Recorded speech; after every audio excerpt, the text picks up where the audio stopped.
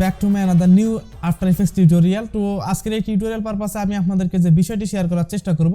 তো আজকের এই ভিডিওর শুরুতে এবং আমি এখন আপনাদেরকে যে বিষয়টি দেখানোর চেষ্টা করতেছি, তো সেই বিষয়টা হচ্ছে আপনারা অনেক আগে আমাদের অনেকের প্রিয় নাটক বদমাইশ পোলাপাইন সিজন 1-এ যে টাইটেল অ্যানিমেশনটা ক্রিয়েট করা হয়েছে, তো সেই টাইটেল অ্যানিমেশনটা আমরা কিভাবে ক্রিয়েট করতে পারি, তো সেই বিষয়টা আপনাদেরকে আমি এই ভিডিওতে শেয়ার করার চেষ্টা করব। তো আমি আশা রাখি আপনারা পুরো ভিডিওটি জুড়ে থাকবেন। তো ভিডিও শুরু করার আগে একটি কথা বলে নিচ্ছি, আপনি যদি আমাদের চ্যানেল নতুন হয়ে থাকেন তো please hit the subscribe button, আর যদি অলরেডি সাবস্ক্রাইব করে থাকেন থ্যাংক ইউ সো মাচ।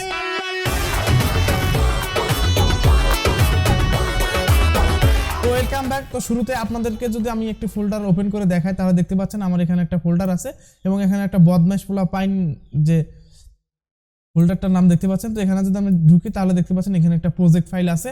তো আমি যদি ফুটেজের ভিতরে চলে যাই তাহলে দেখতে পাচ্ছি এখানে কিন্তু বেশ কিছু এলিমেন্ট আছে এবং আমরা দেখতে পাচ্ছি অনেকগুলো এলিমেন্ট এখানে দেখতে পাচ্ছি। তো এখন আমরা কি করব, আমরা এটাকে মডিফাই করার চেষ্টা করব। তো অ্যাকচুয়ালি এটা যদি আমরা তৈরি করতে যাই তাহলে কিন্তু অনেক সময়ের প্রয়োজন। আমরা ধীরে ধীরে পরবর্তী যে ভিডিওগুলো আসবে সেগুলোর মধ্যে আমরা নিজেরা কিভাবে টেমপ্লেট ক্রিয়েট করতে পারি সেই বিষয়টা নিয়ে আলোচনা করার চেষ্টা করব। তো আপাতত আমরা এই যে টেমপ্লেটটা আছে এটা কীভাবে মডিফাই করতে হয়, তো সেই বিষয়টা আপনাদেরকে আমি এই ভিডিওতে শেয়ার করার চেষ্টা করব।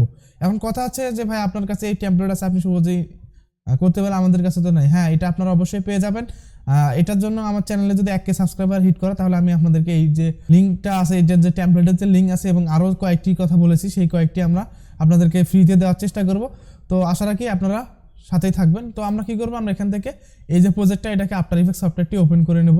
তো আমি এখানে ডাবল ক্লিক করে আফটার ইফেক্টস সফটওয়্যারটির মধ্যে ওপেন করে নিচ্ছি।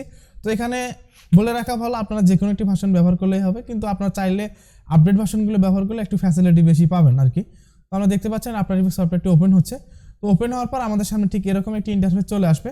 দেন আমাদের প্রজেক্টটা এখানে লোড হওয়ার পর এখানে একটা ওয়ার্নিং মেসেজ চলে আসছে। তো এখানে ফন্ট মিসিং দেখাচ্ছে, তো এখানে ভয় পাওয়ার কিচ্ছু নাই। তো জাস্ট আমরা এখান থেকে ওকেতে ক্লিক করে দেবো।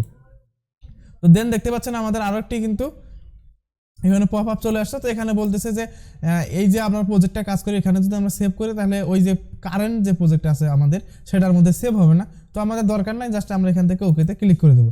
ওকে, আমাদের কিন্তু দেখতে পাচ্ছেন আমাদের কিন্তু টেমপ্লেটটা এখানে চলে আসছে। তো আপনারা দেখতে পাচ্ছেন এখানে কিন্তু হুবহু সেম যে টেমপ্লেটটা ওখানে ইউজ করা হয়েছিল সেম টেমপ্লেটটা এখানে আছে। তো এখন আমাদের কাজ হচ্ছে আমরা এখান থেকে এগুলোকে একটু মডিফাই করার চেষ্টা করব। তো আমি এটা যে রেজুলেশন সেটাকে একটু কোয়ার্টার করে দিচ্ছি, তাহলে একটু প্রিভিউ ব্যাকটা আমাদের ভালো আসবে। ওকে, তো এখন আমরা কি করব, আমরা এটাকে মডিফাই করব।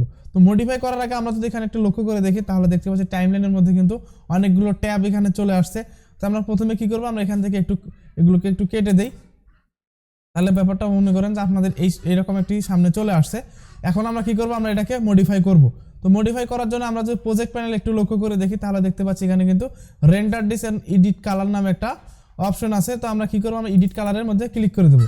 তো এডিট কালারে ক্লিক করলে নতুন একটি ট্যাব ওপেন হয়ে যাবে এবং আমরা রেন্ডার ডিসে ক্লিক করলে জাস্ট আমাদের এরকম একটি ট্যাব ওপেন হয়ে যাবে। তো এখন আমরা যদি এখানে একটু লক্ষ্য করে দেখি তাহলে দেখতে পাচ্ছি সিন 1 থেকে শুরু করে সিন 8 পর্যন্ত এখানে আছে। এখন আমরা কি করব, এই সিনের মধ্যে আমরা জাস্ট ক্লিক করে একটা নতুন ট্যাব ওপেন হয়ে যাবে। আমাদের প্রথম স্ক্রিন বা সিন যেটাই বলেন না কেন, এখানে আমাদের প্রথম যে অ্যানিমেশনটা সেটা কিন্তু এখানে দেখতে পাচ্ছি। তো এখন আমাদের কাজ হচ্ছে আমরা এখানে আমাদের যে কাজটা বা মডিফাই করার যে কাজটা, ছবি রিপ্লেস করা, টেক্সট রিপ্লেস করা, সেগুলো আমরা করার চেষ্টা করব। তো এখন আমাদের কাজ হচ্ছে আমরা যদি এখানে যদি একটু লক্ষ্য করে দেখি তাহলে কিন্তু দেখতে পাচ্ছি কারণ অনেকগুলো কিন্তু লেয়ার এখানে আছে। তো আমরা এখন কি করব, আমরা এখান থেকে খুঁজে বের করব, অথবা আমরা যদি এখান থেকে প্লেস হোল্ডার নামে একটা প্রজেক্ট ফাইল আমরা এখানে দেখতে পাচ্ছি প্রজেক্ট প্যানেলে। তো আমরা জাস্ট এখানে যদি অ্যারো কিতে প্রেস করে যদি একটু ওপেন করি তাহলে দেখতে পাচ্ছি এই যে প্লেস হোল্ডার 1, তার মানে আমাদের স্ক্রিন 1-এর যে প্লেস হোল্ডার অর্থাৎ ছবিটা যে রিপ্লেস করার যে জায়গা সেটা এখানে কিন্তু দেওয়া আছে। জাস্ট আমরা যদি এখানে যদি ডাবল ক্লিক করি তাহলে কিন্তু নতুন একটি পেজ এখানে ওপেন হয়ে যাবে। এখন আমরা কি করব, আমরা এখান থেকে আমাদের কাঙ্ক্ষিত যে ছবিটা আছে সেটা আমরা এখানে রিপ্লেস করে দেবো। তো রিপ্লেস করার জন্য আমরা এখান থেকে প্রজেক্ট প্যানেলে চলে যাব। তো প্রজেক্ট প্যানেলে আসার পর আমরা যদি এখানে ডাবল ক্লিক করি তাহলে কিন্তু আমাদের কাঙ্ক্ষিত ফোল্ডারগুলোতে নিয়ে যাবে। তো আমি এখান থেকে একটা ছবি বা একটা এলিমেন্ট যে কোনো একটা আমি এখান থেকে ওপেন করে নিচ্ছি। তো আমি এখান থেকে একটা ছবি করে নিই। ওকে, আমি একটা ছবি এখানে ইনপুট করলাম, জাস্ট এটাকে ড্র্যাগ করে নিয়ে আমাদের টাইমলাইনে দেবো এবং আমরা এটাকে কী করবো, আমরা এটাকে অ্যাডজাস্ট করে নেব। তো আমি এখান থেকে অ্যাডজাস্ট করে নিচ্ছি। ওকে, আমার কিন্তু ছবিটি কিন্তু এখানে অ্যাডজাস্ট করা শেষ। এখন আমরা কি করবো, আমরা এখান থেকে রেন্ডার ডিসে চলে যাব, তাহলে বা স্ক্রিন 1-এ চলে যাব, তাহলে দেখতে পাচ্ছি আমাদের কিন্তু ছবিটা এখানে রিপ্লেস হয়ে গেছে। এখন আমরা যদি এখানে একটু টেক্সটটা মডিফাই করতে চাই তো সেক্ষেত্রে কি করব, টেক্সটার জন্য আমরা এখানে প্রজেক্ট প্যানেলে আবারও লক্ষ্য করব, তাহলে দেখতে পাচ্ছি টাইটেলস নামে একটা ফোল্ডার আছে। জাস্ট এটাকে এক্সপ্যান্ড করার পর আমরা দেখতে পাচ্ছি টাইটেল 1। জাস্ট আমরা যদি এখানে ক্লিক করি তাহলে নতুন একটি ট্যাব ওপেন হয়ে যাবে এবং আমরা এখানে দেখতে পাচ্ছি কিছু টেক্সট। এখন আমরা কি করব, আমরা এখান থেকে টাইপ টুলটি সিলেক্ট করার পর জাস্ট এখানে ক্লিক করার পর আমরা এটাকে সবগুলোকে সিলেক্ট করার পর আপনার মন মতো যে নামটা আছে সেটাকে আমরা এখানে লিখে দেব। তো আমি এখান থেকে লিখে দিচ্ছি।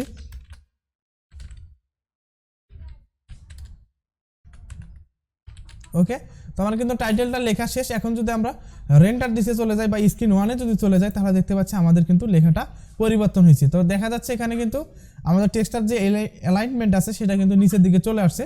তো আমরা কী করব, টাইটেল 1-এ যাওয়ার পর আমরা কী করব, মুভ টুলটি সিলেক্ট করার পর জাস্ট আমরা এটাকে একটু উপরে উঠাই দেবো। এখন যদি স্ক্রিন 1-এ চলে যাই তাহলে দেখতে পাচ্ছি এটা কিন্তু উপরে উঠে গেছে।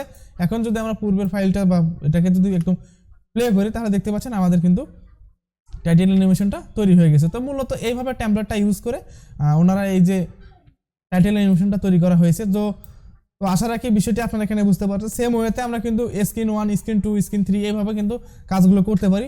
তো অবশ্যই এই টেমপ্লেটটা আপনাদেরকে আমি ফ্রিতে দেওয়ার চেষ্টা করব যদি আমার চ্যানেলে 1K সাবস্ক্রাইবার হিট করে। কথা দিলাম ইনশাআল্লাহ আপনাদেরকে এই টেমপ্লেটটা আমি আপনাদেরকে দিয়ে দেবো ফ্রিতে।